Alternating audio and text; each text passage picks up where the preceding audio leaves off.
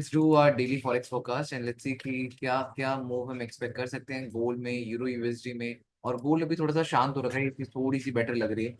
और जिस टाइप से अगर आप गोल्ड को देखोगे, गोल्ड ने परफेक्ट बुलिश मोमेंटम दिया है, बहुत अच्छी रिट्रेसमेंट करके बुल रिट्रेस करके मार्केट मूवमेंट दे रही है।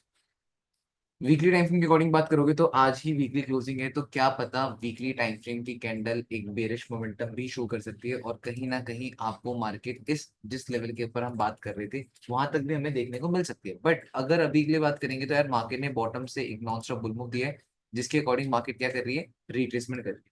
अब अगर मान लो इस वीक की कैंडल एज अ बेरिश ही क्लोज होती है एंड वो 38 के अबव में क्लोज होती है डॉजी फॉर्म करके, तो कल ही मैंने एक चीज समझाई थी कि अगर डॉजी फॉर्म होती है तो उसका मतलब ये नहीं हर बार कि वो सेल होगा। मोस्ट ऑफ द टाइम जो डॉजी होती है वो कंटिन्यूशन डॉजी भी होती है। तो इस चीज के ऊपर ध्यान देना होता है। यहाँ पे अगर आप लोग देखोगे नॉन स्टॉप बुल मोमेंटम आया, यहाँ पे डॉजी बनी, 38 का लेवल ब्रेक ना कर पाया, मार्केट यहीं से कंटिन्यूशन भी तो कर ही सकती है ना। समझ पा रहे हो, नहीं समझ पा रहे हो, यहाँ से मार्केट एक कंटिन्यूशन भी कर सकते हो, अपना कंटिन्यूशन बुल मोमेंटम देते मार्केट, फिर क्या करोगे? ये बात समझ पाए, नहीं समझ पाए? हाँ। अब यहीं पे अगर मान लो मार्केट यहाँ से डॉजी फॉर्म करके बुल मोमेंटम भी दे सकती है, इसमें कोई डाउट नहीं है। अब अगर यहाँ से मार्केट फर्दर आज डाउन आती है 50% फेवरेटिज्म में, तो यहाँ पे ट्रेंड कंटिन्यूशन भी हो जाएगा और 50% फेवरेटिज्म भी हो जाएगा मेजर सपोर्ट के पास में भी। मतलब बहुत सारी चीजें हैं जिन चीजों को हम लोग यहाँ पे देख सकते हैं कि मार्केट यहाँ से भी एक बाय मोमेंटम शो कर सकती है। इनफैक्ट अभी मार्केट 38 रिट्रेसमेंट में है, तो ये चीज अपने माइंड में हमें नोटिस करना पड़ेगा और इस चीज को हमें अपने माइंड में रखना पड़ेगा कि मार्केट यहाँ पे कैसे रिएक्ट कर रही है।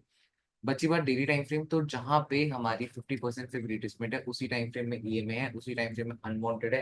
तो ये जोन्स भी हमारे लिए थोड़े से इंपॉर्टेंट जोन्स हैं जिन जोन्स का हम लोग ध्यान दे सकते हैं। सबसे इंपॉर्टेंट चीज मार्केट अबव से हाई एंड यहाँ पे लो क्रिएट करिए, जो हमें इजीली बता रहा है कि मार्केट एक बेरिश मोमेंटम भी शो करिए लाइक हाई एंड लो। तो एक ये चीज हो गई।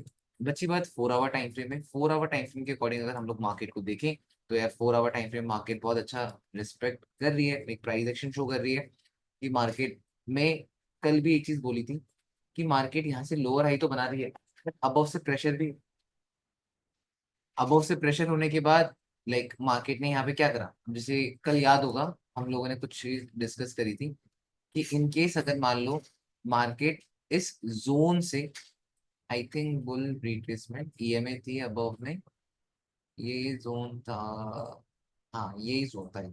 हाँ, अगर इस जोन से मार्केट बाइंग देती भी है तो हमें पता है कि ये जोन 200 पिप वाला क्लीन है। इससे ज्यादा एक्सपेक्ट करना तो ये हो जाएगा ना, may be if market, if वाला वर्ड आ जाए। देखो हर बार मैं एक बात बोलता हूँ कि बहुत सारे लोग बोलते हैं भैया टेक प्रॉफिट कैसे डिसाइड करें, तो टेक प्रॉफिट भाई जो नियर बाय लेवल है ना वही डिसाइड करो। और नियर बाय लेवल कैसे पता लगेगा? जब आप लोग मार्केट को एनालाइज करोगे, जब आप लोग बोलोगे भैया what if market will break, तो व्हाट इफ वाला अगर, तो व्हाट इफ अगर वाला जोन लेवल आ जाएगा आपके माइंड में, तो आप ये समझ जाना कि यार भैया एक्सपेक्टेड टेक प्रॉफिट सबसे पहले यही है। ठीक है, कभी भी इन सब चीजों के करते समय व्हाट इफ नहीं आना चाहिए।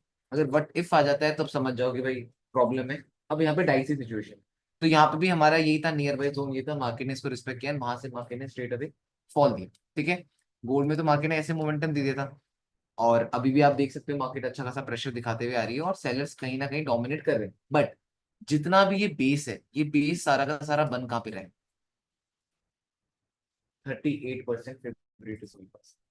जितनी भी ये कंसोलिडेशन है ये 38% फेवरेटिज्म के पास में हो रही है।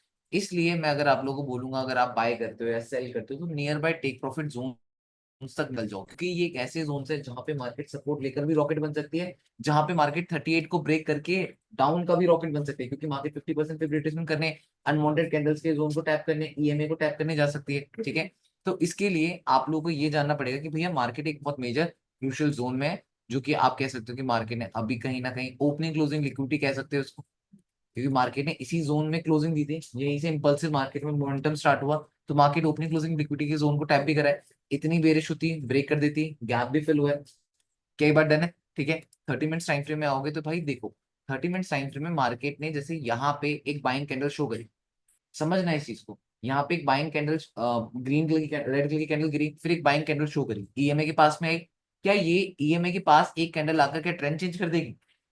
ये बात तो हम सबको समझनी पड़ेगी ना। हमें ऐसे जोन में स्ट्रक्चर चाहिए होता है, हमें ऐसे जोन में कंसोलिडेशन चाहिए होती है स्ट्रॉन्ग। यहाँ पे नहीं दिखी हमें, मार्केट ने क्या करा, स्ट्रेट अवे बेयर, फिर अगेन भैया देखो डॉजी बन रही है सपोर्ट के पास में, फिर अगेन बेरिश। इस ये चीजें क्यों होती हैं? ईएमए फेवर में नहीं होता हायर टाइम फ्रेम का, ये चीज क्यों होती है? क्योंकि आप एक छोटे से स्ट्रक्चर को देखकर पूरी की पूरी रेड वाली कैंडल को रिवर्स करवा रहे होते हो। यहाँ पे अगेन मार्केट आई है। अब ये वाला जोन थोड़ा सा ज्यादा इंपॉर्टेंट है बाकी जोनों से, क्योंकि इस जोन के बाद नेक्स्ट लेवल ये था। ठीक है, अभी इस जोन के बाद नेक्स्ट लेवल काफी दूर है।